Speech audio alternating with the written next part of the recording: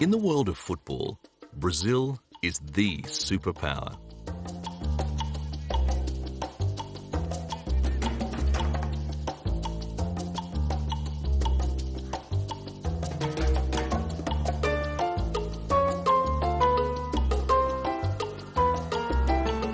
Thousands turn out just to watch them train.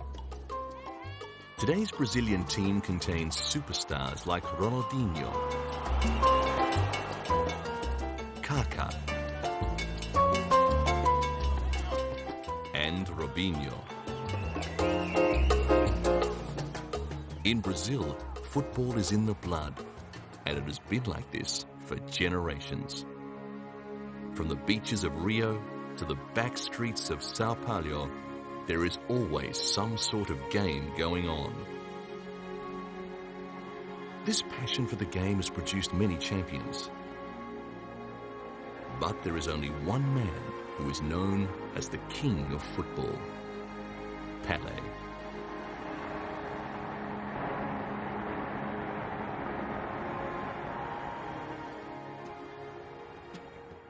In 1957, in his first full year with Santos, and at the age of 16, Pelé became the Campeonato Paulista's highest scorer. He remained the league's top scorer for 9 consecutive years.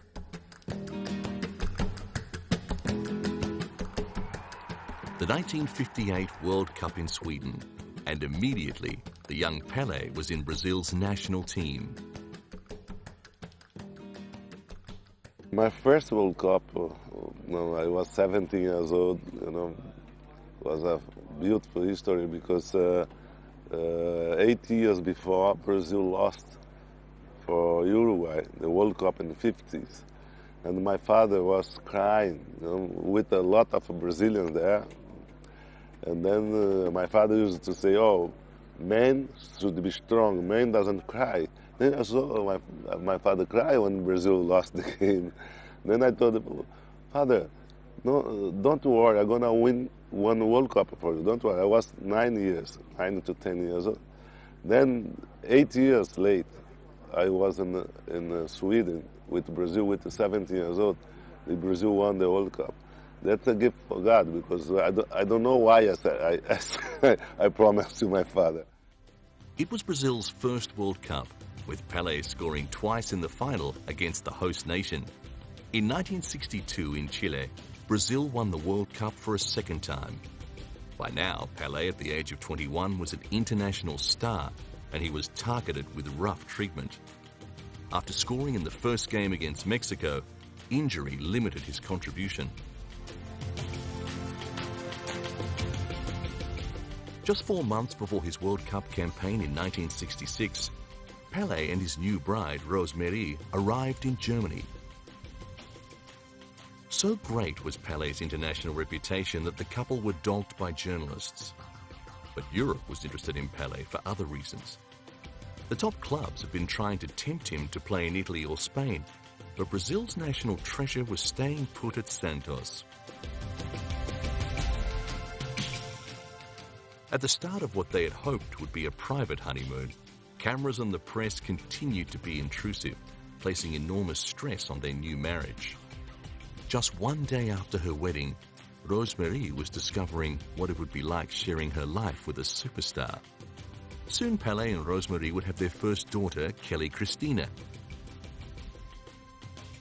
The 1966 World Cup tournament was held in England, and having won the 2 previous cups, Brazil were the outright favourites. 6 of Pelé's Santos teammates were in the Brazil squad. Lula, the Santos coach, had stopped likening Pelé to other players, saying he was incomparable. Rival World Cup teams started focusing on Pelé and the other Brazilian playmaker, Garrincha. In the group stage, Brazil were defeated by Hungary and Portugal in controversial circumstances. The English referees seemed to miss an unusually large number of fouls to the top Brazilian players. After an incident in the game against Portugal, Pelé limped for the rest of the game. This was before the days of red and yellow cards. Brazil did not make it beyond the group matches. After the tournament, a disappointed Pelé declared he would not play any more World Cup matches. So dazzling was Pelé's on-field performance that he was dubbed O Rei, the King. An act of parliament was passed to prevent Pelé being lured to Europe, and the Brazilian government ensured he was the most highly paid professional sportsman in the world.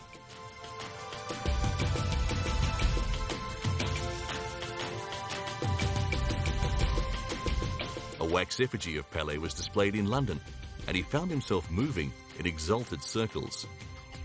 To this day, heads of state and politicians are still keen to meet the legend.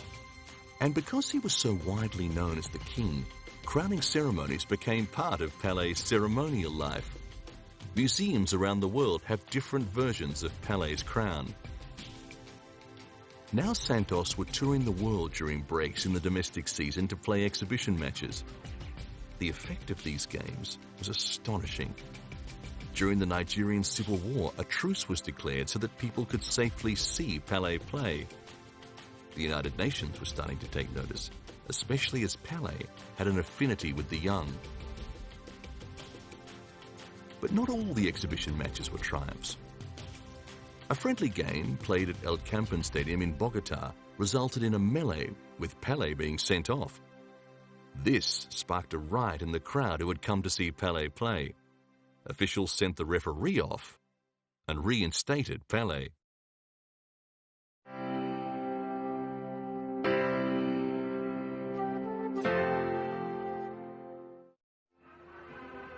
In November 1969, Pelé had scored his 999th goal. And in an away game against Vasco da Gama, the crowd were keen to see the Molissimo, Pelé's 1,000th goal. When Andrada, Vasco's Argentine goalkeeper, prevented Pelé's first attempt, the crowd in Rio's Maracana Stadium were furious. Even Vasco da Gama fans.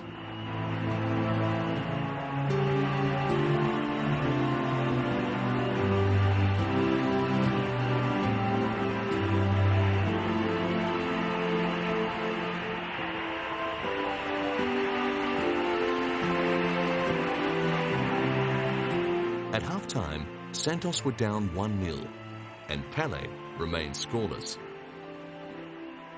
Vasco were desperate to prevent Pelé scoring, with their full back even heading an own goal to keep Pelé from his record.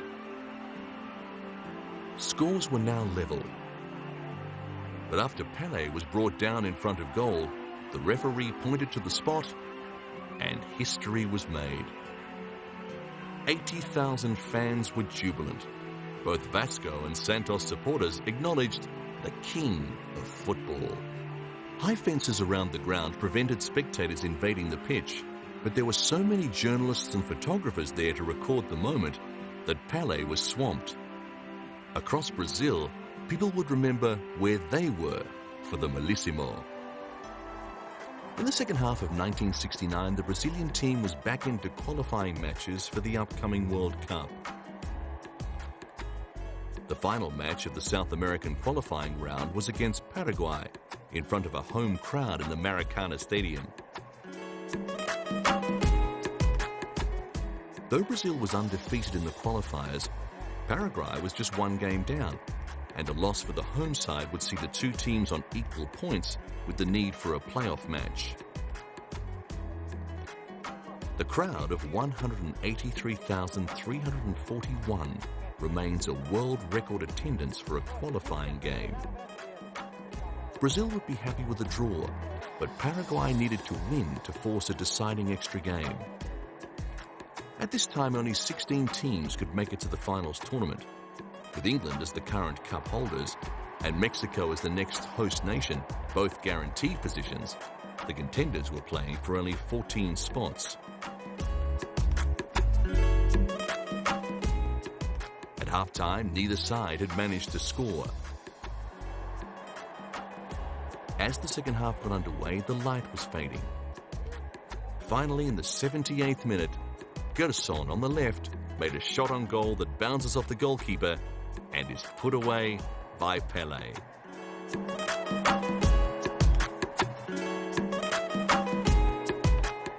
Brazil made it through to yet another World Cup tournament. To this day, it remains the only team to have been at every final series. Pelé had shown no sign of following through on his threat not to be involved in the next World Cup, but the whole team was aware that just playing beautiful football may not be enough to get Brazil to the last game. Brazil's 1970 World Cup campaign was headquartered in the Mexican city of Guadalajara. Though everybody was entranced by the footballing superstars, they were not the favourites. Coach João Saldanha, who had seen the team through a flawless qualifying campaign, had been making enemies. He said that Pelé and Tostão would not play in the same team, even suggesting that Pelé might be dropped. But Saldanha himself was dropped, and Mario Zagallo found himself in the manager's job. At first, he was reluctant to make any changes that would adversely affect public opinion. The turmoil generated by the last-minute coaching changes left the team looking vulnerable. This actually worked to Brazil's advantage. Years later, Pelé discussed the pressure that comes with being the front runner. Normally, I don't like to be the favor, because always when the team is the favorite team to everyone, they have a problem. I think if the World Cup was today, Brazil has a big chance to win the World Cup because they have a good team. But to be the favor, I don't feel comfortable because every time in my life where I saw the team come to the World Cup as a favorite team, they lost. Mario Zagallo managed to develop a disciplined team that still left room for individual flair. The world had glimpsed his tactical creativity when, as a player, he changed the role of the midfielder to an attacking player. But it was widely believed that the defence was weak, and Brazilians had little faith in the squad's goalkeepers. Playing alongside Pelé was Tostão. He regarded Pelé as a kindred spirit and had an understanding about where he would be. Jairzinho was another attacking player in an attacking team. He had just recovered from a twice broken right leg. Pelé was concerned about avoiding injury. Rough treatment had plagued his two previous World Cups. The tournament in Mexico would use a new system of yellow and red cards to make absolutely clear when a player was warned or sent off. In addition to his on-field and training duties, Pelé was now having to devote time to his young fans. He was good at this. In the month before competition started, Brazil played an unofficial friendly match against the combined team from Guadalajara City. The Brazilians needed to adjust to local conditions. Not only would the competition be held at the peak of summer, but altitude would be a factor. Guadalajara at 1,590 meters and Mexico City at 2,240 meters both presented difficulties for athletic ability. Any game time was valuable for the players to put into practice the guidelines that Mario Zagallo was giving them. Defenders were allowed to come forward if the situation was right. The team was rehearsing ways of transforming to different configurations without becoming vulnerable.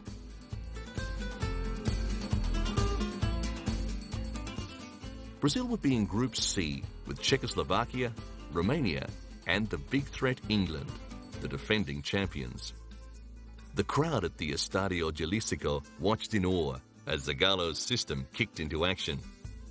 The well-drilled team that still made allowance for players of genius was being watched closely by other World Cup teams too. England, who had a reputation as the best defenders, still felt that although Brazil had a devastating attack, they were fragile at the back. Critics were saying that a team of champions is not necessarily a championship team. Not many believed this, except the nervous audience back home in Brazil.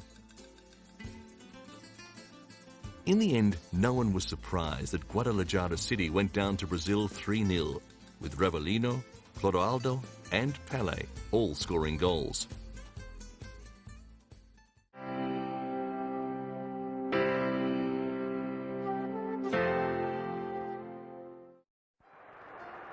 Early in the group phase, Brazil met England.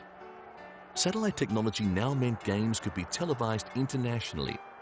Matches against European teams started at midday to suit European viewers. England started confidently with several long-range shots that tested goalkeeper Felix Miele. Soon came a moment that lives in the memories of all who saw it. Pelé's shot on goal was perfect, but Gordon Banks's reflex save was better. Then at the other end, Lee's header was saved.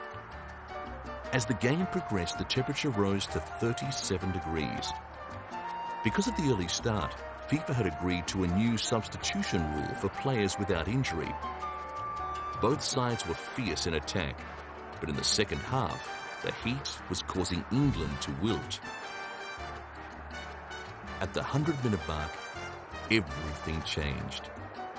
Tosteo passed to Pelé, who passed to Jairzinho. Brazil's supporters in the Estadio Jalisco went wild. England had been regarded as their strongest opponent.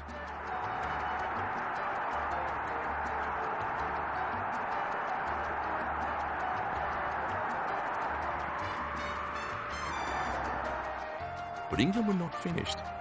Manager Alf Ramsey brought on Astle and Bell for Bobby Charlton and Francis Lee, and the team went all out for the equaliser.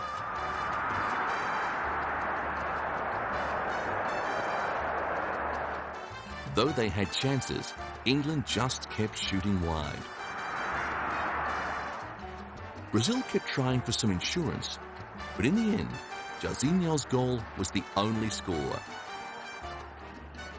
In the final, Brazil dominated against a tired Italy. They triumphed 4-1. Brazil had won the Jules Rimet Trophy for a third time. This was the same trophy won by Uruguay at the first World Cup in 1930. The winner's name was inscribed at the base, and the statuette was held until the next tournament. But the charter stated that any nation winning it 3 times would get to keep it. The prize had spent World War II hidden under a bed, and it had been stolen in England and buried, only to be dug up by a dog named Pickles. The golden statuette of victory would now stay with Brazil forever. But nothing is so simple. In 1983, the Jules Rimet Trophy was stolen from the Brazilian Football Confederation's headquarters in Rio. Though the thieves were caught, they had melted the trophy down, and the prize that Pelé and his teammates had worked so hard to win was lost forever. On July 18, 1971, Brazil played Yugoslavia in another landmark match. Pelé had announced that he was retiring from the national team, and more than 138,000 packed the Maracanã Stadium to see Ori wear the Brazil shirt for one last time. During his long career, Pelé had set many records, but this was different. The outcome of the match was unimportant, though Brazilians assumed that their team would win. Yugoslavia was a worthy opponent. The nation had fielded a World Cup team for the first competition in 1930, and at that time they had performed well in 5 World Cup tournaments. But the sight of the legendary number 10 jersey on the field was irresistible. The Yugoslavs certainly knew they were in hostile territory. Every time Pelé went near the ball, the crowd went wild. Brazil would come out victors 2-0 with goals to Revellino and Gerson. Even though the king did not score, it didn't matter. After the final whistle, he was swamped by the press. Like so many times before, the crowd had come to see Pelé. He paid tribute to the Maracanã with a lap of honor.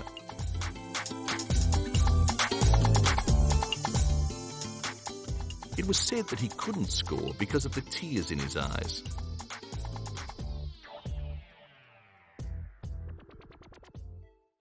On a television show, Pelé explained why he was retiring from the national team. Olha, é o seguinte, eu acho que a gente deve saber quando parar, né? E eu dei tudo mesmo na minha vida ao futebol brasileiro, à seleção brasileira. E entendi que agora, depois do tricampeonato, chegou a hora de eu deixar, entende? Eu completei 30 anos agora, não alcançaria chegar a outra Copa do Mundo, que é em 74 na Alemanha. Se chegasse, talvez eu só iria começar. Então eu resolvi dar oportunidade à seleção brasileira. Then viewers got a glimpse of an experiment with a new career path. Meu bem,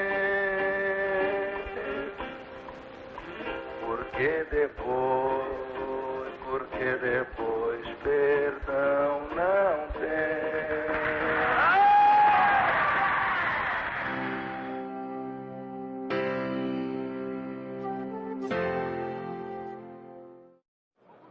Santos continued to play international exhibition games to show Pelé to the world. This match was against the Egyptian national side, the Pharaohs. Pelé was still playing well, and he could still draw a crowd. Never has a player been so strongly associated with one club. Pelé had helped to make Santos a dominant force in football, and Santos had made Pelé the best-paid sportsman of his day. Yet there were problems with the king's finances. Unscrupulous business associates had sent him broke once, and Santos had helped him re-establish himself. Pelé now had investments in a range of places to ensure against any recurrence of his previous money problems. He was also guaranteed a share of the proceeds from Santos's off-season tours around the world, and he was starting to look beyond playing to the next stage of his life.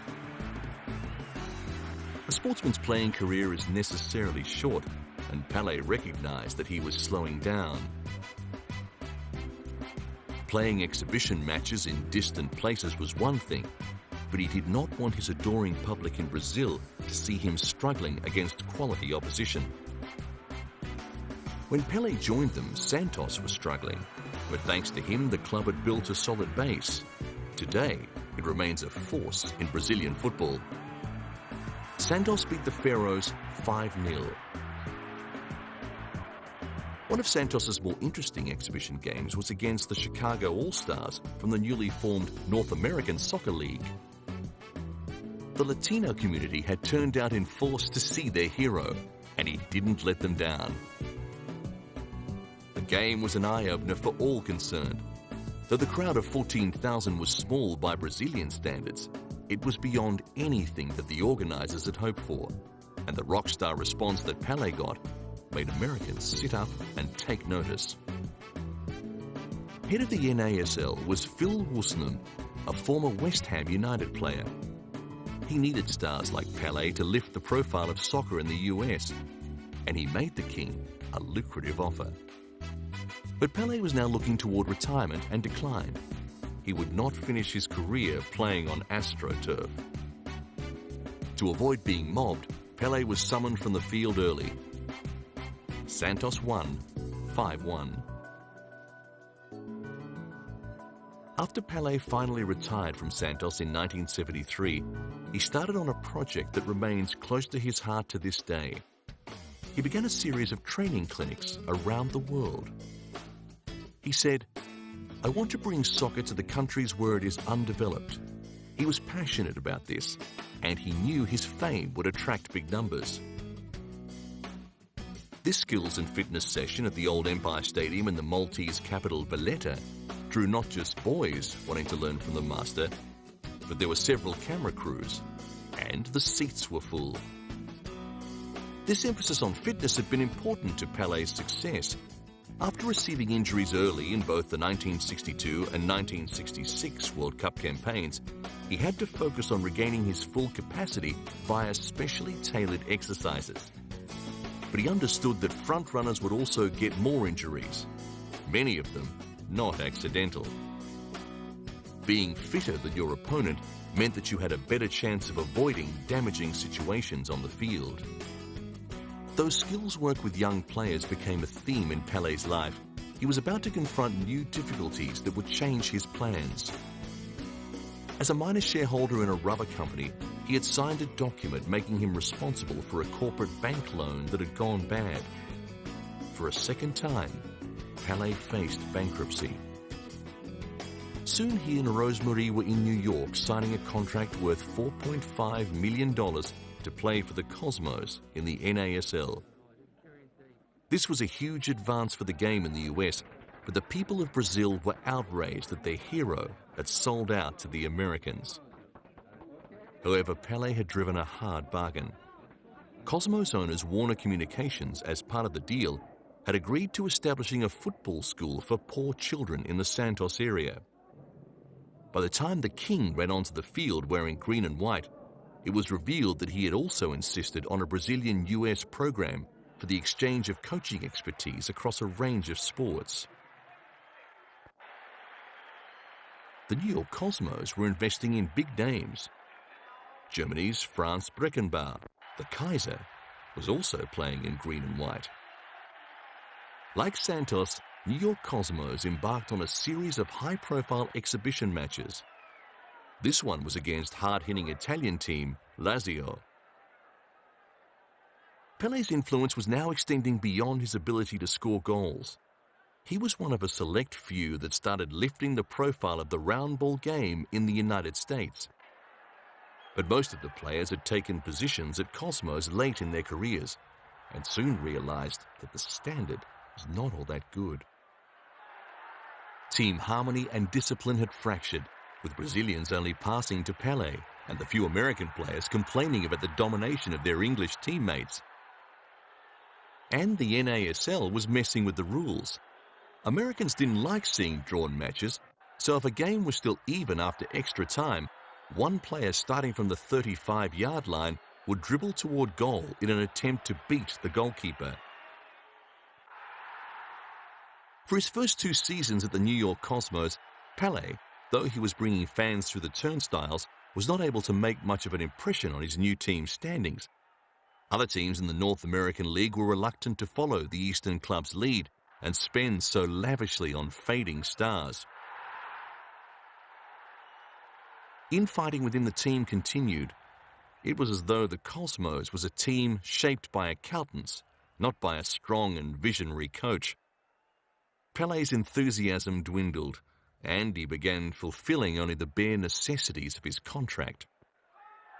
He was losing condition, and it looked as though his final year with New York would end in disgrace. But halfway through the season, a very sudden change of coach brought quick results. The match against Lazio was typical of Pelé's time with the Cosmos. Their games were well attended, with the giant stadium regularly seeing crowds of 40,000, but results were patchy. They lost to Lazio 3-2, and little was done to achieve long-term support for the game in the United States. With Pelé's playing days coming to an end, the Cosmos organized a tour so the world could say farewell to the king of football. I feel very, very, very sorry because I love soccer. And it's like a part of my life I lost. But it's very important when you stop in good shape, when you can't stop in good shape. Of course, I'm gonna miss a lot. I'm gonna be around. I'm gonna stay in a nice state. I asked to the coach if I can practice with the teammates sometimes. But it's important you stop when you are in a good position, in the top of your career. I know I'm gonna miss, no doubt about it. Are you going to go back to Brazil? Yes, October I'm back to Brazil, and gonna do things there. And then maybe in the season, I stay 2 months and a half, 3 months with the team at the Cosmos because I want to see games, to be around. After Tokyo, the New York Cosmos continued on to Calcutta, where they would meet Mohun Bagan, Asia's oldest football club. The reception at the airport was overwhelming. Everyone knew that Pelé was popular, but this was something different. It was clear that he had become a global brand. Other players like Giorgio Chinaglia were ignored. Chinaglia would go on to become the Cosmos' most prolific scorer. Defender Brian Rowan was also bemused with the media response his teammate was being subjected to. The match against Mohun Bagan in front of 100,000 people was a 2-2 draw, but the result was not important. People just wanted to see Pelé play, and increasingly just to see Pelé. He was accustomed to the media glare, and his easy, polite manner endeared him to the public. Always when they come in another country, foreign country, I try to make the people happy, because I know everybody is the same in life, you know? Then I love the people love me. But this was the end of his playing career, and he was uncertain about what to do next.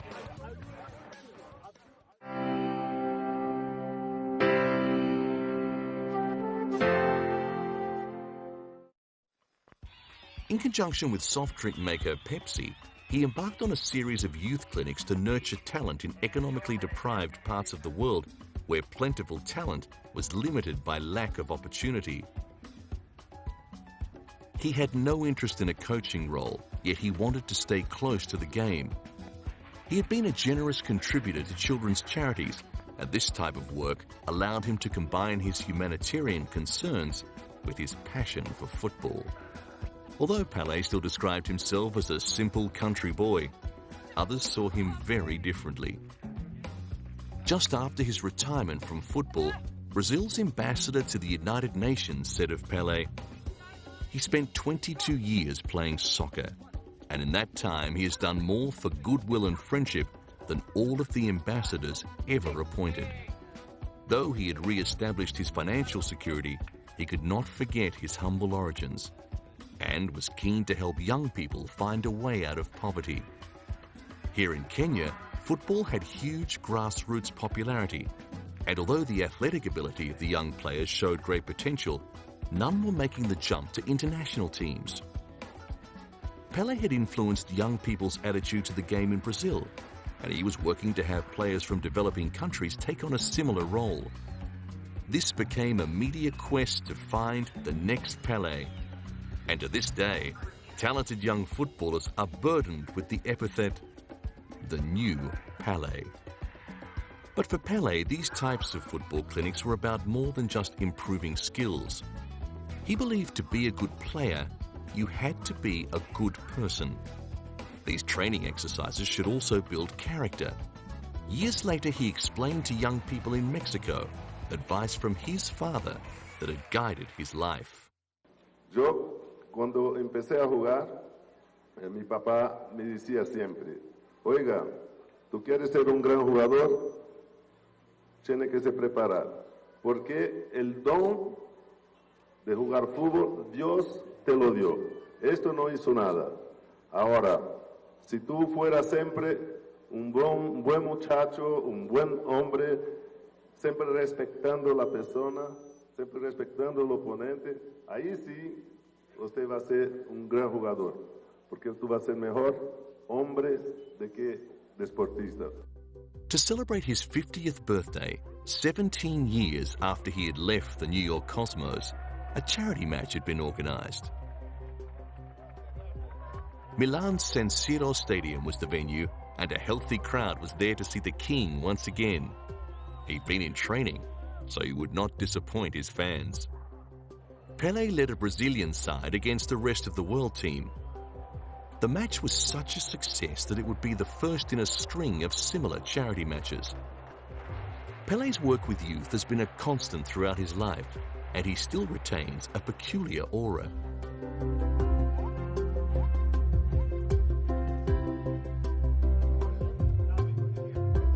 Even though these players were born long after his on-field career ended, they still know what he achieved and hold him in high regard. This tournament brought together student teams from schools in Brazil, Bolivia, South Africa, and the United States. They experienced other styles of play, but the international contact was also promoting understanding, and the United Nations was taking note. Bom, eu sempre defendi a ideia de que o esporte é a melhor maneira e a maneira mais rápida, mais fácil de tirar as crianças das drogas, das ruas, não é? E é por isso que eu sempre, desde quando eu comecei, quando eu fui ministro, que eu defendia, entende? E pedia para todas as sociedades, para os governos, investir no esporte, porque o esporte, você tira a criança das drogas. Então é um caminho muito mais fácil. É por isso que todas as vezes que tem torneios infantis, juvenis, eu estou lá. Pode me convidar que eu estou indo. The emphasis is on football played to a high standard. Secondary benefits like tolerance and respect are instilled as part of the game. Es una gran satisfacción no solo para mí, sino para toda la gente que está aquí, y especial para Tawichi, que yo creo que para cada uno de los jugadores de nuestro equipo es un ídolo y me da más ganas de jugar y salir campeón en este torneo, ¿no? For us, it's about learning experience and getting to know how other countries play football. The international popularity of football keeps Pelé travelling for most of each year.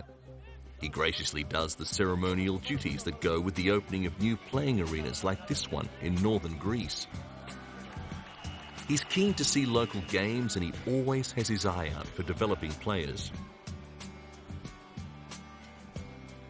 Because he sees so many young players, he has acted as talent spotter for English Premier League club Fulham.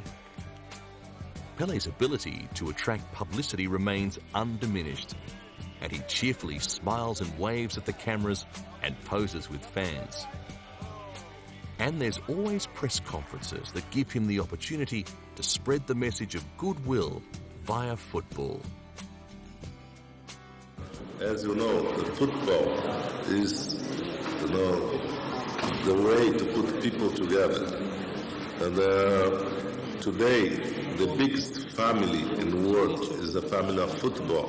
FIFA has more associated than UNESCO, than the ONU. In 1992, in Rio de Janeiro, a special tournament was organized between underprivileged children from Kenya and Brazil. But this was just an adjunct to a much larger event, the Rio Earth Summit. And Pelé's role had changed as well. He was now acting as a UN ambassador for ecology and the environment. His travels had allowed him to see firsthand some of the problems experienced in the world's less developed areas. Pelé's message was expanding. He had come from poor origins, and he instinctively understood the need to improve living standards around the world. But now he was linking this to the quality of the environment. His young audience had heard about ball handling skills outside. Now he was talking about clean water and clean air. This was a role he took seriously. During a meeting with the German Chancellor Gerhard Schröder, he returned to the environment. Tem uma mensagem muito importante para dar para todo mundo, que é o problema da água no mundo.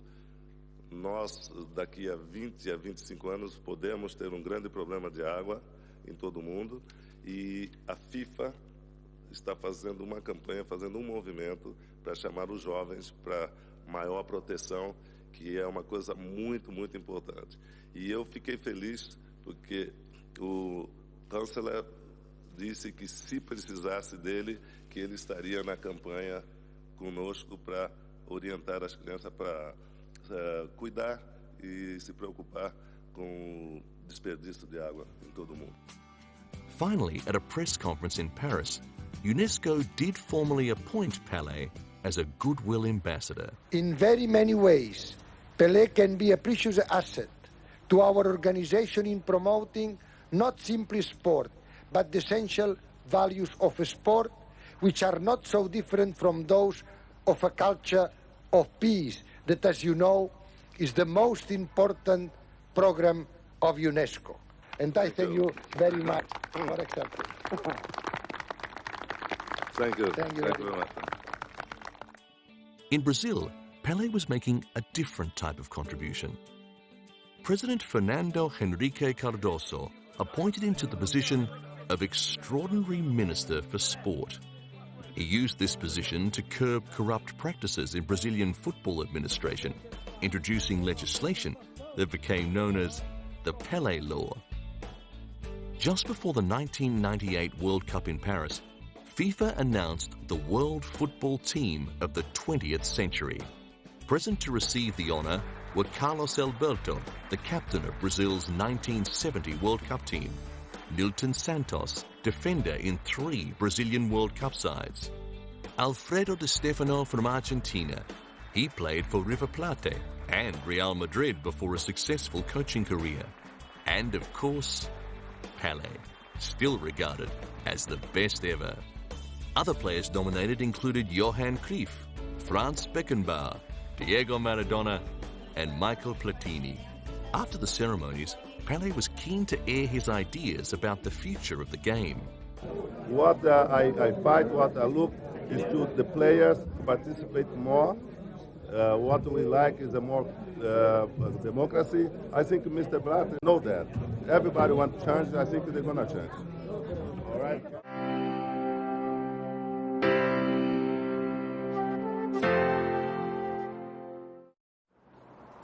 Honours just keep flowing for Pelé. When the streets outside London's Buckingham Palace were festooned with Brazilian flags, it was to mark the awarding of a knighthood to Pelé for his humanitarian work. Pelé was now an honorary Knight Commander of the British Empire, and he was mobbed the following day at a function at Chelsea's Stamford Bridge home. Representatives from the British government said they liked the enthusiasm that Pelé can generate, and that the integration of sport with community development helps to overcome inequality and disadvantage.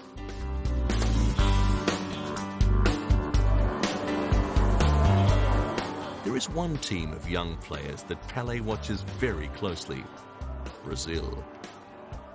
During the lead-up to significant tournaments when Brazil are preparing, Pelé is usually there. Naturally, he loves Brazil and he keeps an eye on players' form, understanding who they will be up against in opposing teams. But sometimes he's called on as a mentor. Ronaldo's career bears similarities to Pelé's. He burst onto the scene at just 17 and went on to World Cup glory. And, like Pelé, he suffered serious injury. He ruptured a tendon in his right knee during a match with his Italian side, Inter Milan. Despite the best medical attention and intensive physiotherapy, it looked like the injury would finish his career, and Ronaldo was losing hope.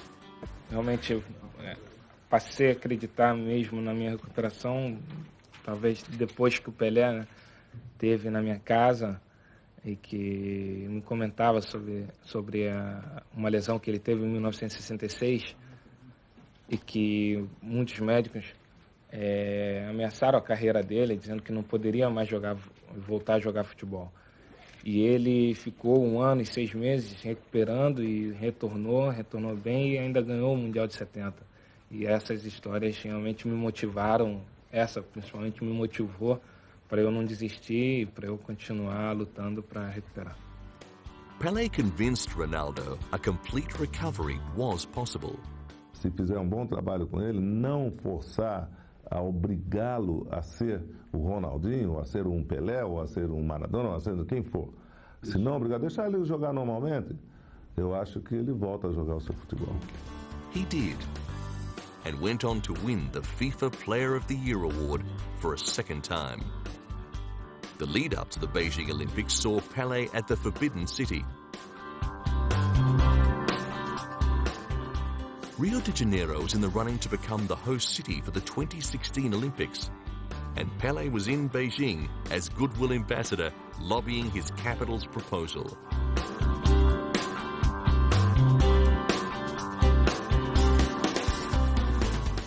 It's a big responsibility for me to represent all the players, all the sports players in the world, and to be here to congratulate those heroes, those boys, and congratulate also the big success from the Olympics here. This means a lot for me. And then I take this opportunity to ask to you, Rio de Janeiro waits you for 2016.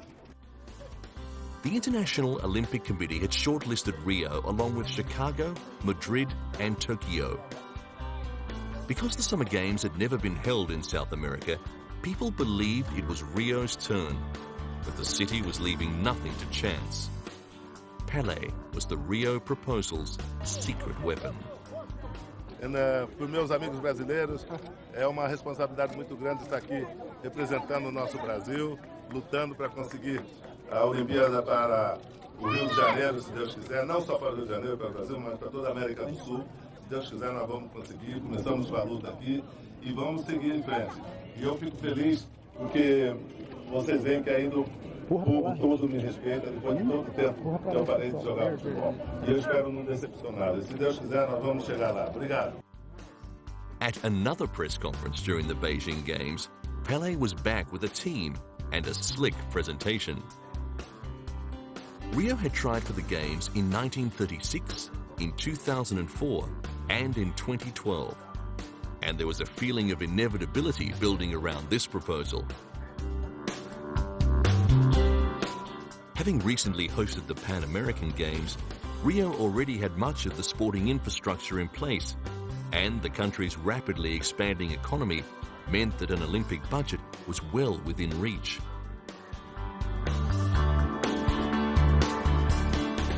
It's impossible to underestimate Pelé's contribution. His charm and easy wit continue to endear him to the press. In my time, professional could not be in Olympics, unfortunately. And with the respect to all the Brazilians, if I was there, Brazil will have the medal. These days, presidents and prime ministers are happy to be seen with the man that retains the aura of the most skilled football player ever. His standing continues to grow through the responsible use of his popularity to advance concerns about underprivileged children and the environment. Rio de Janeiro won the 2016 Olympic bid, and Brazil will also be hosting the 2014 World Cup. This man, the king of football, will continue to remain at the heart of world sport. 1,280 goals, 3 World Cups, top goal scorer in the Campeonato Paulista 11 times, 9 in consecutive years, 31 team trophies, FIFA World Cup Golden Ball, and the best player who has ever played the beautiful game.